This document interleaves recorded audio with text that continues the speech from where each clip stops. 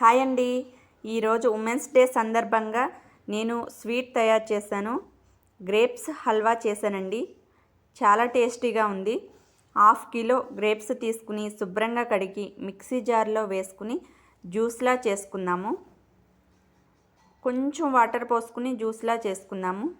ఆ తర్వాత స్ట్రైనర్లో వేసుకుని జ్యూస్ తీసేసుకుందాము.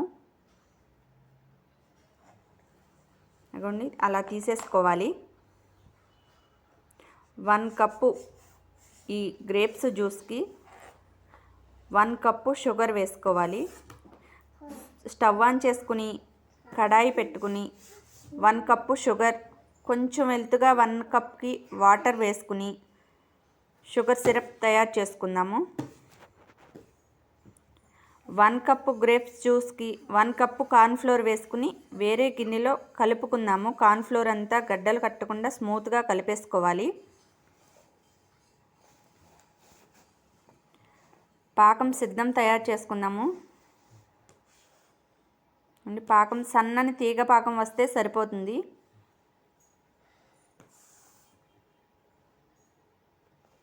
పాకం రెడీ అవుతుంది. మనం ముందుగా కలుపుకున్న గ్రేప్స్ జ్యూస్ని ఈ పాకంలోకి నిదానంగా స్టవ్ లో ఫ్లేమ్లో పెట్టుకుని కలుపుకుందాము. గరిటెతో కలుపుతూనే ఉండాలి.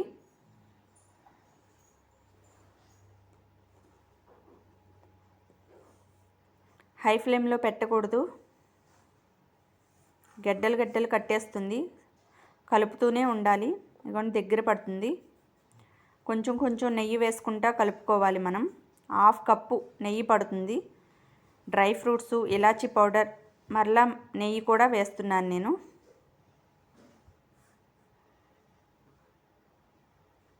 అంతేనండి, రెడీ అయిపోయింది. ఒక ప్లేట్లోకి నెయ్యి రాసుకుని డ్రై ఫ్రూట్స్ వేసుకుని ఇలా ప్లేట్లో సెట్ చేసుకోవాలి. ఇది చల్లారిన తర్వాత